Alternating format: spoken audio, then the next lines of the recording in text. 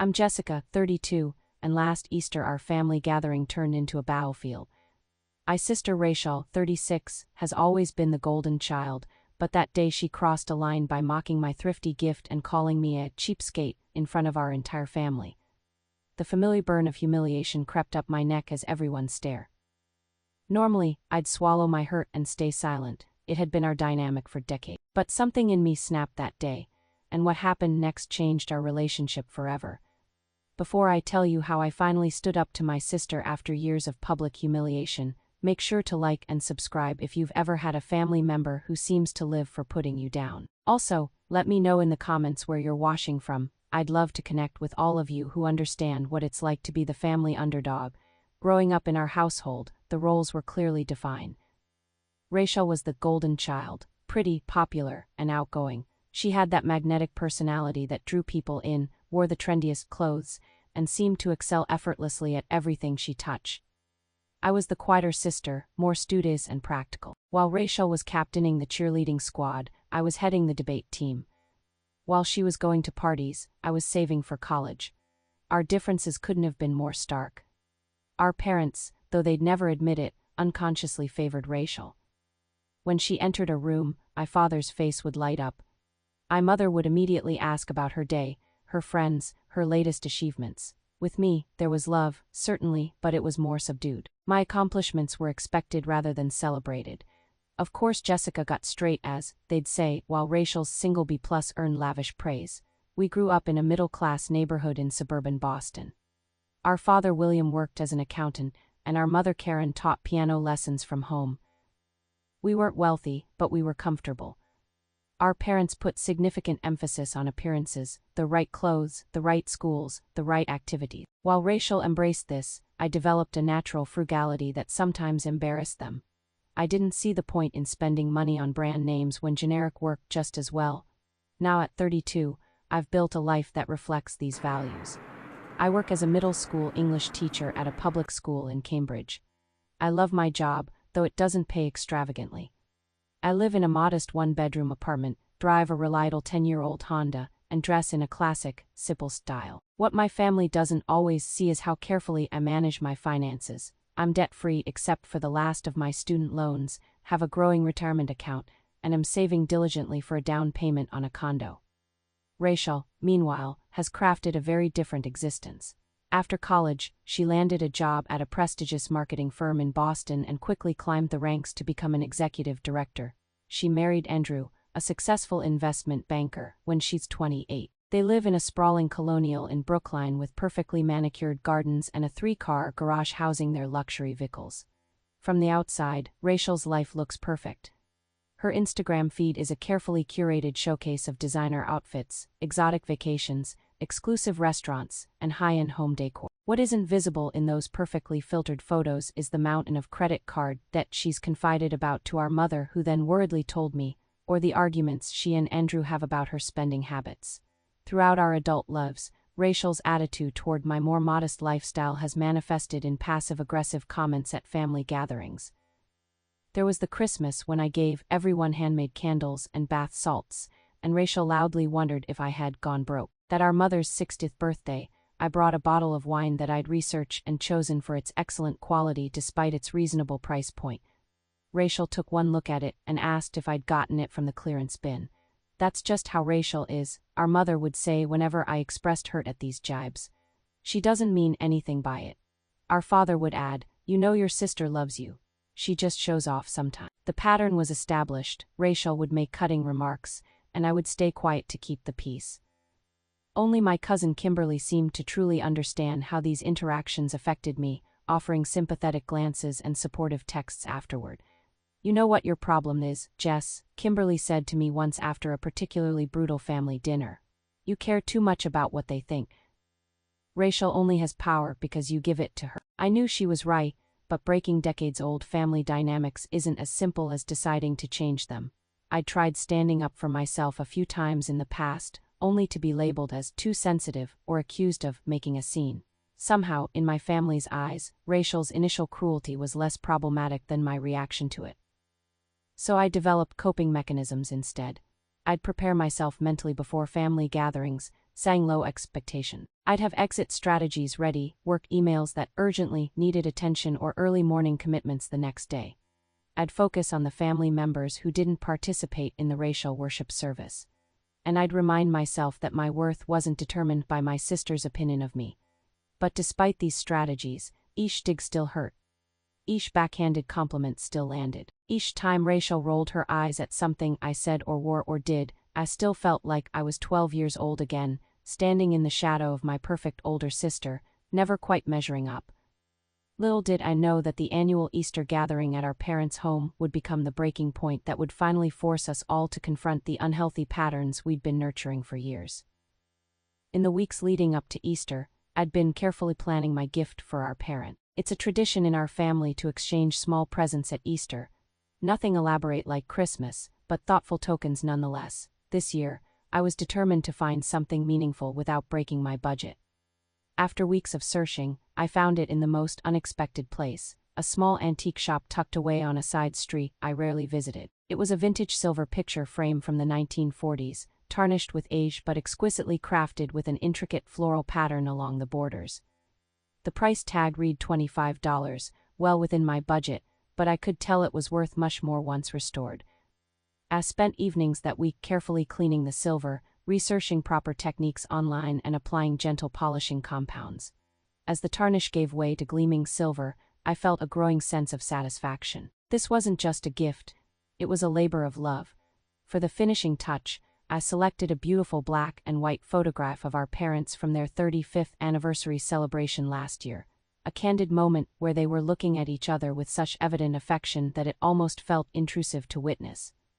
The morning of Easter Sunday arrived with that special spring brightness that seems to promise new beginnings. As I carefully wrapped the frame in tissue paper and placed it in a gift bag with a handmade card, I felt genuinely excited to give my present. I was certain my parents would appreciate the thought and effort behind it. The drive to my parents' suburban home took 40 minutes, giving me ample time to rehearse scenarios in my head.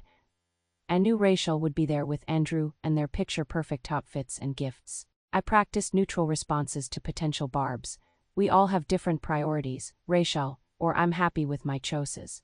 I reminded myself of my cousin Kimberly's advice. Don't give Rachel the power. As luck would have it, I pulled into my parents' driveway just as Kimberly was getting out of her car. Her bright smile and immediate warm hug steadied my nerves. Ready for the annual performance of the Rachel show, she whispered as we walked up the path together. I laughed despite my anxiety. As ready as I'll ever be, at least the food will be good. And I brought wine, Kimberly added, raising her tote bag. Lots of wine. The house was already bustling with activity when we entered.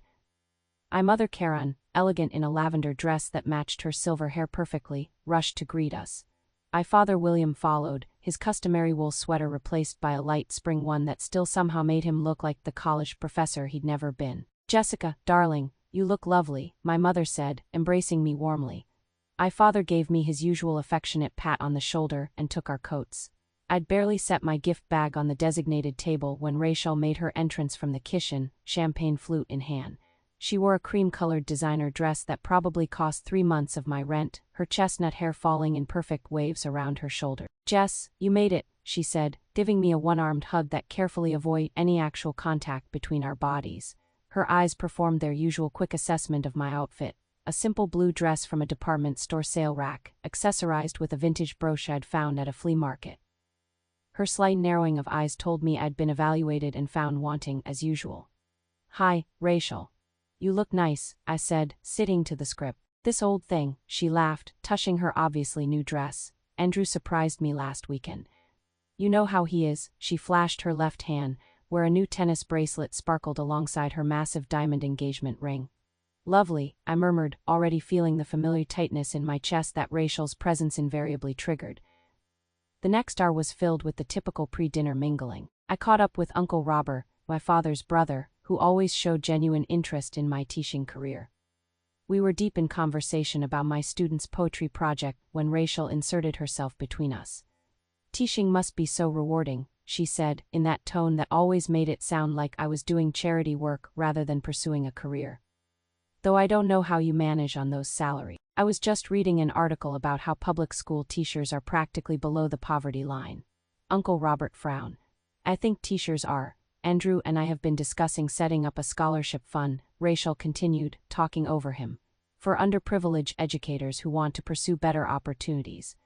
Maybe you could advise us, Jess. Before I could respond, our mother announced that dinner was ready, and we all moved toward the dining room. As I helped carry dishes from the kitchen, I caught sight of my gift bag sitting next to Rachel's elegantly wrapped package topped with an elaborate bow. Already I could feel the comparison coming, and dinner hadn't even started.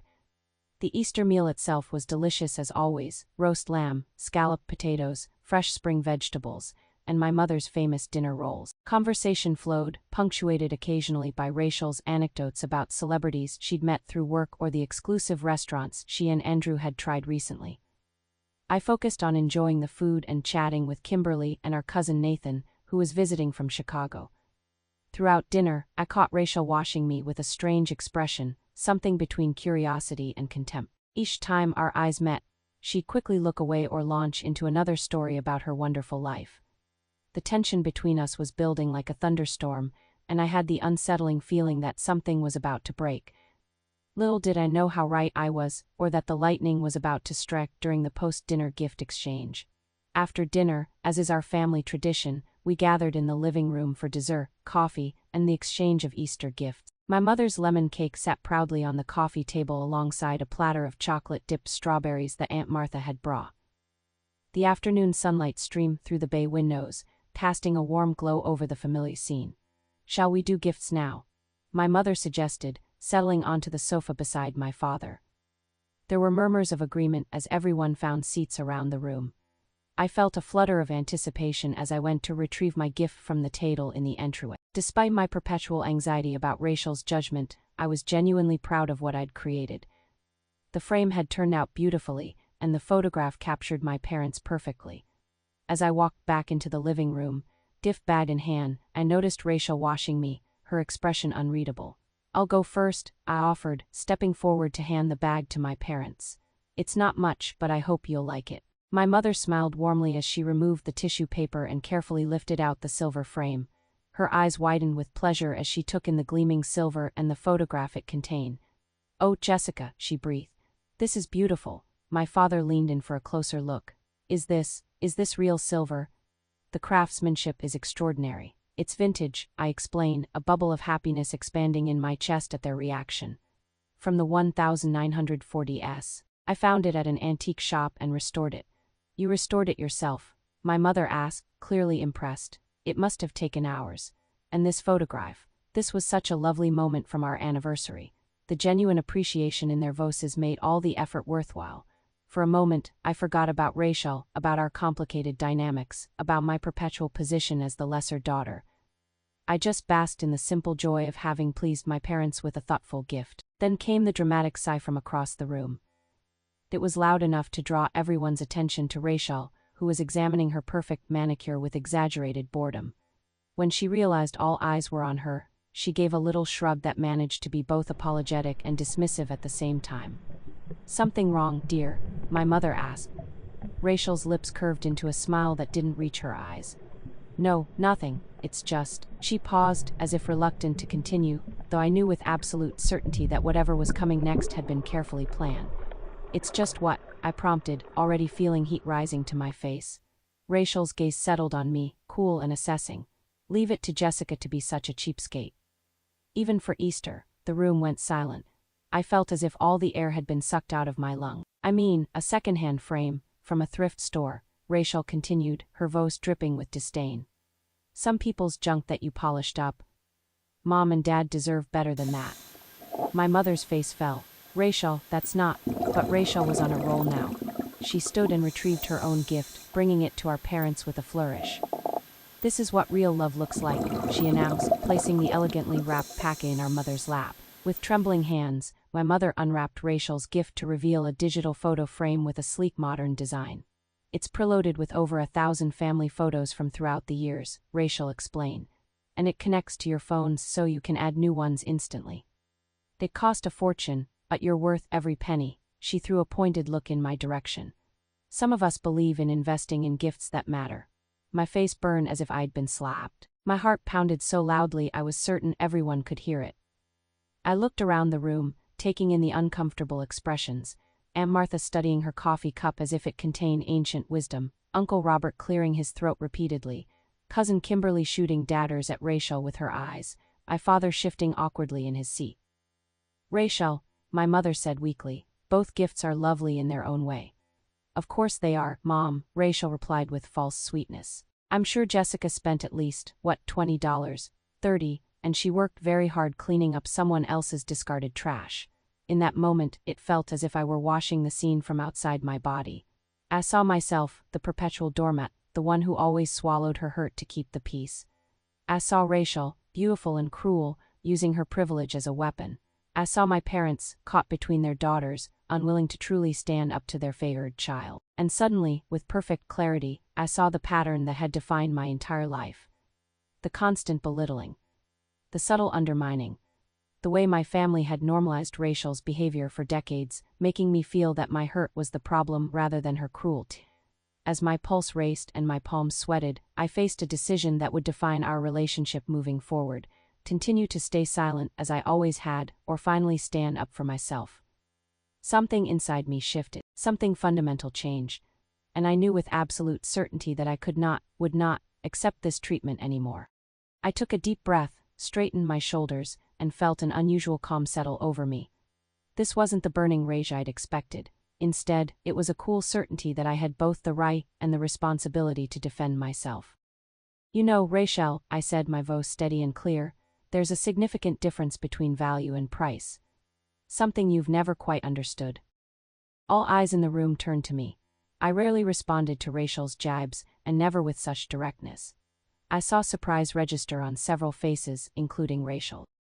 That frame isn't just an object I found and cleaned up, I continued. It's a piece of history, crafted by hand at a time when things were made to last.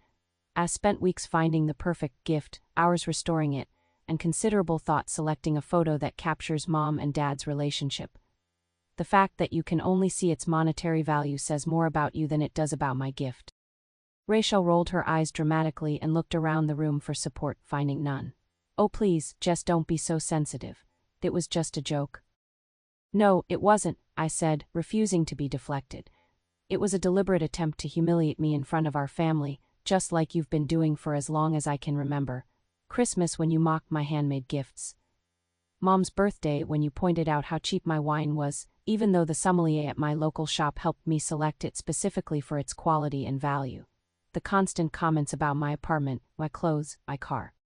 I gestured toward her. You've built your entire identity around appearances and possessions, Rachel. Designer everything, luxury vacations, the perfect house in the perfect neighborhood, and somehow you still feel the need to put me down at every opportunity. The room had gone deathly quiet. Our mother shifted uncomfortably on the sofa. Jessica, perhaps this isn't the time. I'm sorry, Mom, but it's exactly the time, I replied, keeping my voice gentle but firm. We've been avoiding this conversation for decades, and all it's done is normalize Rachel's behavior. I turned back to my sister, whose face had flushed an angry red. I've always wondered why my lifestyle bothers you so much. I'm happy with my choices. I love my job. I live within my means. I save for the future. Why does that threaten you? Threaten me, Rachel scoffed, but her voice had lost some of its confidence. That's ridiculous. Why would I be threatened by your budget lifestyle? That's what I'd like to know, I answered honestly. Because you've spent years trying to make me feel inferior for being financially responsible while you. I hesitated, not wanting to reveal what our mother had told me in confidence about Rachel's credit card debt. While I what? Rachel challenged, standing up now, hands on her hips. While you measure everything and everyone by price tags, I finished, even relationships. Aunt Martha nodded almost imperceptibly from her armchair. Uncle Robert looked down at his hands, a small smile playing on his lips. I felt Kimberly squeeze my shoulder supportively from behind me. Rachel's face contorted with anger. You have no idea what you're talking about. You're just jealous because I've been successful while you're stuck teaching bratty kids for a pathetic salary. You've always been jealous of me, Jessica, always. Rachel, my father finally spoke up, his voice sharp, that's enough.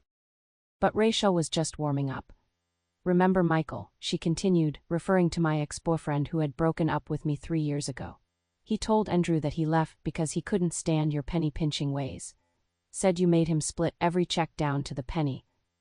Said you were no fun because you were always worrying about money. That was a deliberate misrepresentation of what had happened. Michael had actually been irresponsible with money and had expected me to subsidize his lifestyle, but Rachel knew exactly which buttons to push. And look at you, she continued, gesturing to my dress. You could make more of an effort for family gatherings. Those shoes are at least 5 years old. Your hair hasn't been properly cut in months. You wonder why you're still single at 32. That's why. I felt a flash of her, but I refused to take the bait. This was exactly Rachel's pattern. When confronted about her behavior, she would escalate to personal attacks to divert attention from her own action. This isn't about my appearance, my relationship status, or my career, I said calmly. This is about your need to put others down to feel good about yourself. And I'm not going to be your punching bag anymore. I don't need to put anyone down to feel good about myself, Rachel shot back. Unlike some people, I have actual achievements to be proud of. I nodded slowly. You have a lot to be proud of, Rachel. You're smart, talented, and you've worked hard for your success. That's what makes this so sad. You have so much, yet you still feel the need to mock someone for finding value in things beyond their price tag. I picked up the vintage frame that had started this whole confrontation. This frame cost $25 at an antique shop. Your digital frame probably cost 20 times that. But tell me honestly, which one will still be treasured 50 years from now? Which one was created with craftsmanship meant to last generations? And which one will be obsolete technology in 5 years, tossed aside for the newer model? Rachel opened her mouth to respond, then closed it again. I'm done accepting this treatment, I said, making eye contact with each family member in turn. I love you all, but I won't be mocked or belittled anymore, not even for the sake of family harmony. I deserve better, and honestly, so does Rachel. She deserves to be called out when she's being unkind, rather than having her behavior excused and enabled. With that, I sat down, my heart pounding but my mind clear. Whatever happened next, I had finally spoken my truth after years of silence. For several long seconds, nobody moved.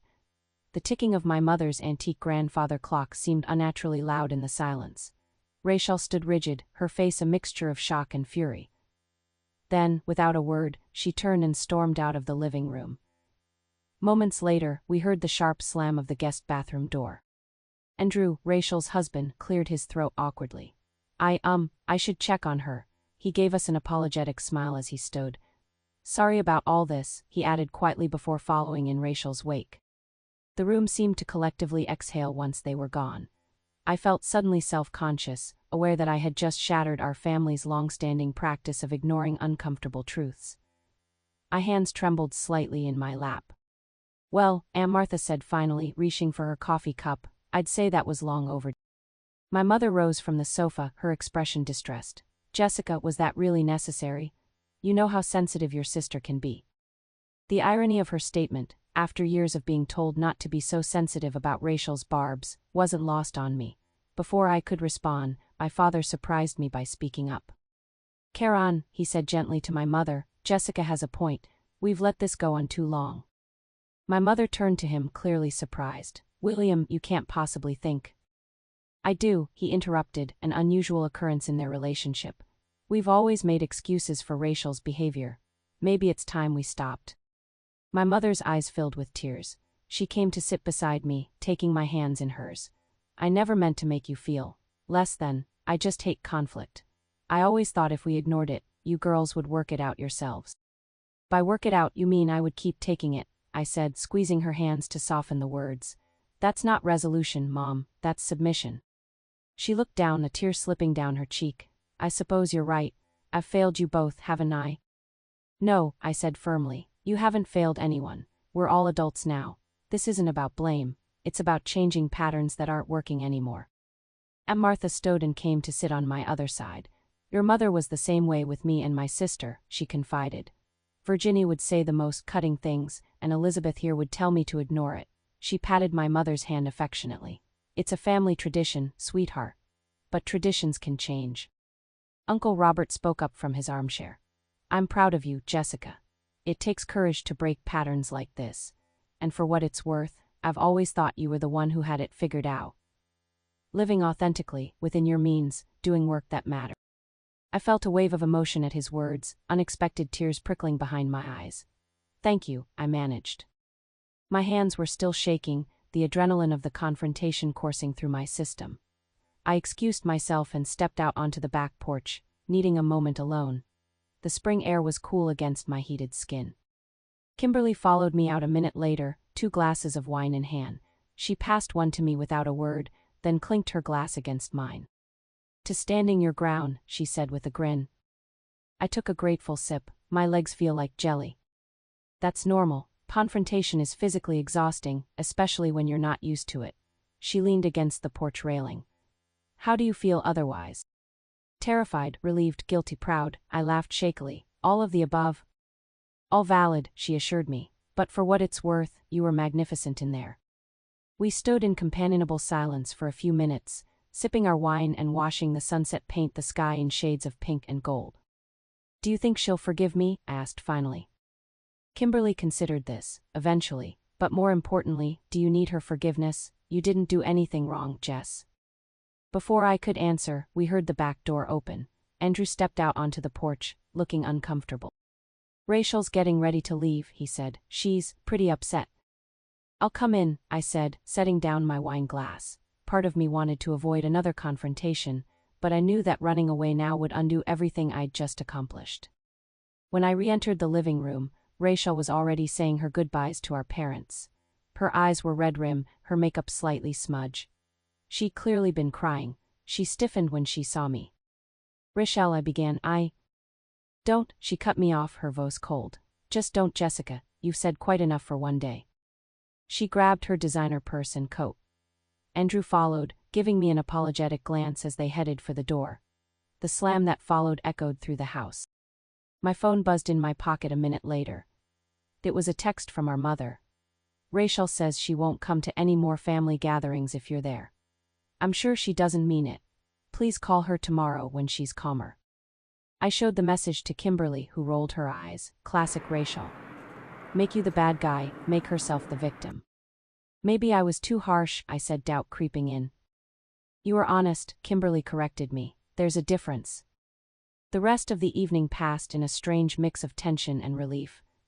Some relatives seemed unsure how to act around me now that I'd broken the unspoken family rule about keeping the peace at all costs. Others, like Uncle Robert and Aunt Martha, engaged me in more genuine conversation than we'd had in years. As the gathering wound down, several people approached me privately to express their support. Cousin Nathan told me he'd always hated how Rachel treated me. Aunt Martha's husband Thomas shook my hand and said, "About time someone called her out."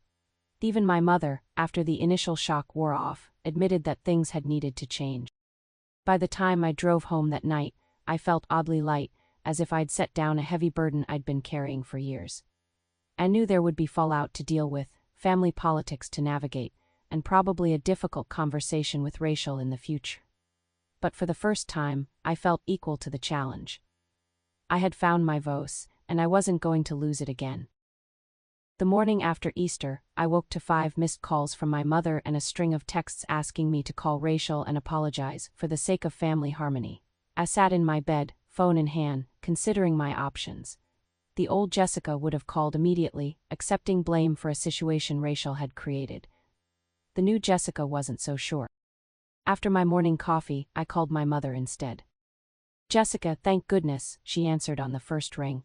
"We need to fix this situation with your sister." "Good morning to you too, Mom," I said, keeping my voice light. "How are you feeling after yesterday?" She sighed. "Your father and I barely slept. Rachel has been texting all morning. She's very upset." "I'm sorry to hear that," I said sincerely. "But Mom, I'm not going to apologize for standing up for myself." "But Jessica," she pleaded, "she's threatening not to come to Father's Day or Thanksgiving. She says she won't be in the same room as you until you apologize." I took a deep breath. "Then I guess she'll miss those gatherings." "Mom, this is exactly the pattern I was talking about. Rachel behaves badly, then makes demands when called on it, and everyone scrambles to appease her. I'm not participating in that dynamic anymore." There was a long silence on the other end of the line. When my mother spoke again, her voice was subdued. "I just want peace in my family." "I want that too," I assured her. "But real peace, not the appearance of peace while resentment festers underneath."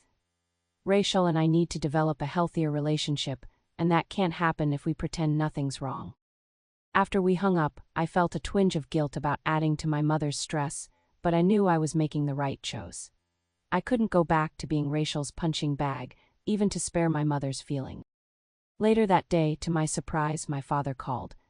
He rarely made phone calls, usually leaving that to my mother. "Jessica," he said, his voice gruff but warm, "I wanted to tell you something I should have said years ago. I'm sorry for not stepping in when Rachel treated you poorly. Your mother always said we shouldn't take sides, and I went along with it. That was wrong." I felt tears spring to my eyes. "Thanks, Dad, that means a lot. I want you to know," he continued, "that I see how hard you work, how responsibly you live. I'm proud of you, Jess, very proud." By the end of the call, we were both emotional. It felt like the first truly honest conversation we'd had in years. Over the next few days, extended family members reached out. Aunt Martha called to tell me she'd had a similar confrontation with her sister Virginia 30 years ago, and while it had been difficult, it had ultimately improved their relationship. Uncle Robert sent an email expressing his support and sharing resources about family dynamics and setting boundaries. Rachel, meanwhile, was making her displeasure known through social media. She didn't mention me directly, but her Instagram stories were filled with quotes about toxic people and cutting negative energy from your life. She also posted photos from an extravagant shopping spree with captions like, "Retail therapy after family drama #selfcare #worth it." I tried not to let it bother me, reminding myself that this was Rachel's typical pattern: make herself the victim, seek validation through spending and social media attention. At work, the confrontation with Rachel unexpectedly spilled over into my professional life in a positive way. During lunch break, I confided in my colleague Samantha about what had happened. "Good for you," she said emphatically. "Now maybe you can use some of that backbone with Principal Stevens in tomorrow's department meeting." She was referring to our principal's habit of piling additional responsibilities on teachers without providing adequate support or compensation. I'd been quietly resentful, but had never spoken up. To both Samantha's and my surprise, that's exactly what I did the next day when Principal Stevens announced yet another initiative that would require hours of unpaid overtime. "With respect," I said during the meeting, using the same calm, clear voice I'd found when confronting Rachel, "our department is already stretched thin. If this is a priority, we need to discuss what other responsibilities can be shifted to make room for it, or whether additional compensation will be provided." The room went silent, just as my parents' living room had. Then, amazingly, other teachers began to nod and voice their agreement. By the end of the meeting, Principal Stevens had agreed to form a committee to evaluate teacher workloads and compensation for extra duty. "Who are you and what have you done with Jessica Michelle?" Samantha whispered as we left the meeting. I smiled, just finding my voice. That evening, as I was grading papers in my apartment, my doorbell rang. When I checked the peephole, I was shocked to see Rachel standing in the hallway, looking uncharacteristically disheveled in jeans and a simple sweater. For a moment, I considered not answering. But the new Jessica wasn't going to hide from difficult conversations. I opened the door. "Rachel, this is unexpected." She didn't wait for an invitation, pushing past me into my apartment. "You've turned the whole family against me," she accused, pacing my small living room. "Mom and Dad are acting weird. Aunt Martha gave me a lecture about how I treat you. Even Andrew is taking your side."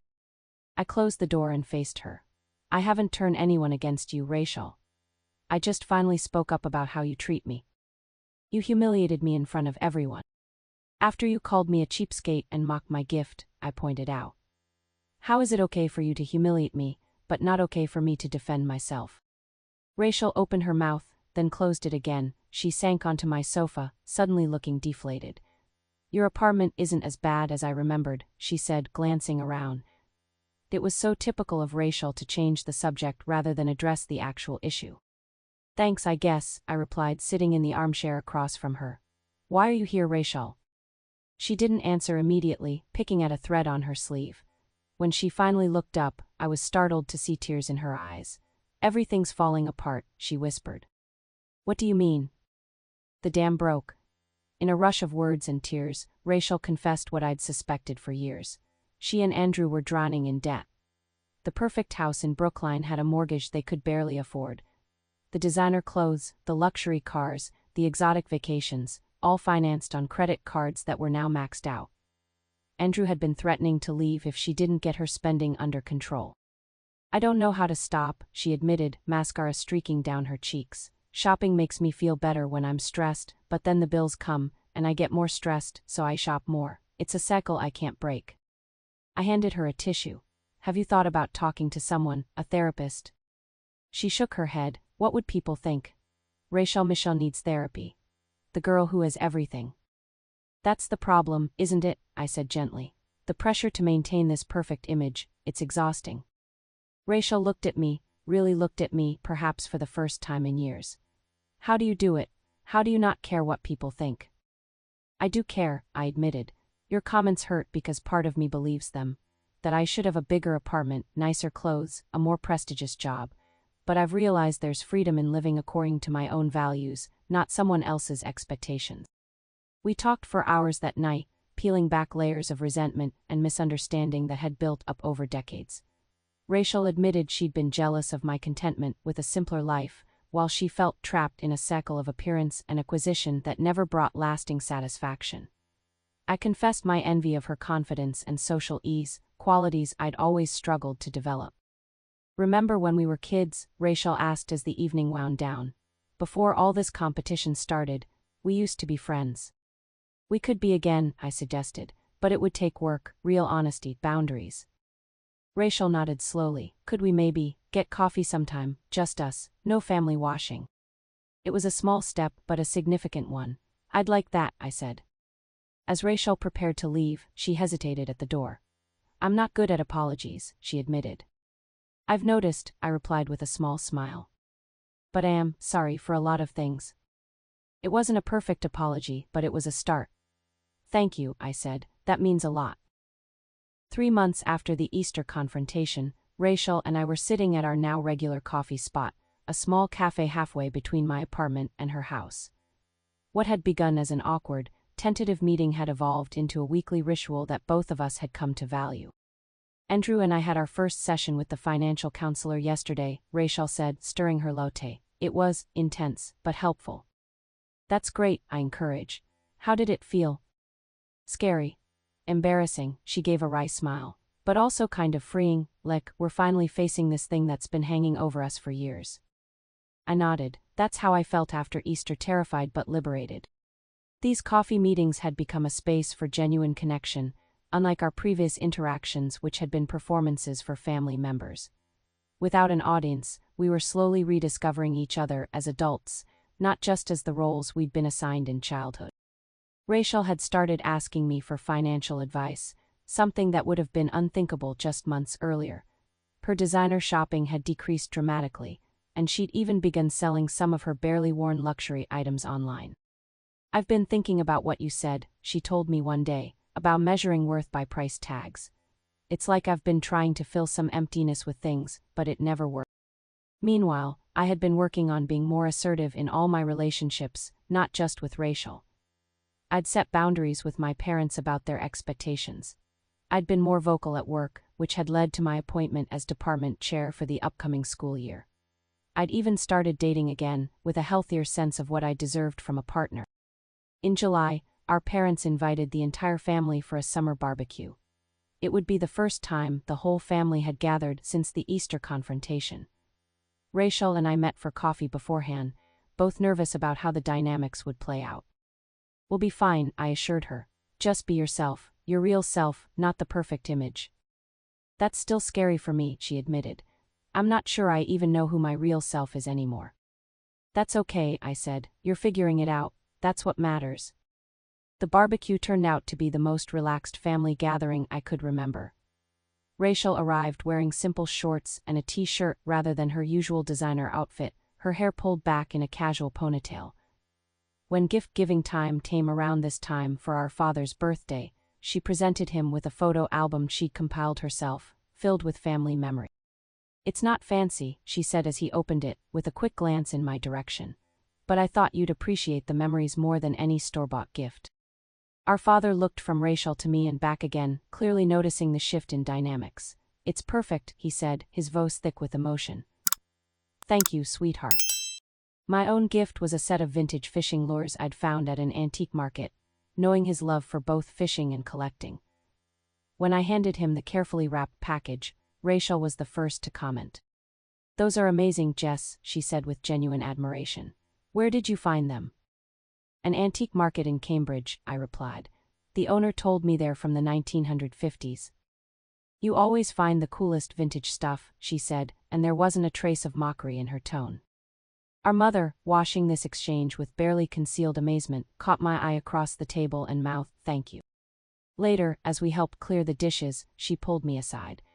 "I don't know what's happened between you and your sister, but whatever it is, thank you. This is the Rachel I remember from before everything got so complicated." "We're working on it," I told her. "It's not perfect, but it's better." As summer turned to fall, Rachel and I continued our weekly coffee dates. She had started therapy and was working through her shopping addiction and the insecurities that drove it. I had enrolled in a master's program in educational leadership, something I'd been putting off for years out of fear I couldn't afford it. "You know what I've realized," Rachel said during one of our meetings. "Most of my so-called friends don't actually care about me. They care about what I can give them: connections, status, entertainment. When Andrew and I started cutting back, they just disappeared." "That's tough," I sympathized, "but also clarifying, I imagine." She nodded. "I'm learning who my real friends are. It's a smaller circle than before, but it feels more genuine." The most profound lesson I've learned through this journey is that true wealth has nothing to do with price tags or possessions. It's found in authentic relationships, in living according to your values, in having the courage to be honest even when it's difficult. Rachel, in her own way, has discovered this too. The vintage silver frame that sparked our confrontation now sits on our parents' mantle, alongside the digital frame Rachel gave them. Both gifts have their place, their purpose, their value, much like Rachel and I have our own unique strengths and contributions to our family. What began with public humiliation has transformed into private growth for both of us. The journey hasn't been easy. There have been setbacks, arguments, tears. But each difficult conversation has brought us closer to understanding each other as adults, not just as the roles we played in childhood. If there's one thing I would share with anyone facing similar family dynamics, it's this: having the courage to speak your truth, even when it disrupts long-standing patterns, can be the catalyst for profound change. Setting boundaries isn't selfish. It's necessary for healthy relationships. And sometimes, the very person who has hurt you the most is carrying wounds of their own that you never suspected. The most recent family photo, taken at our parents' anniversary dinner last month, shows something remarkable: Rachel and I standing side by side, our smiles genuine for the first time in years. It sits in that vintage silver frame, a testament to the fact that sometimes, the things that appear broken can be restored to something even more beautiful than before. So what about you? Have you ever had to stand up to a family member who consistently put you down? Did it change your relationship? I'd love to hear your stories in the comments below. And if you found value in my journey, please like, subscribe, and share this video with someone who might need to hear that it's okay to set boundaries, even with family. Remember, you deserve respect, and sometimes you have to be the one to show others how to give it to you. Thank you for watching, and I hope to see you in the next video.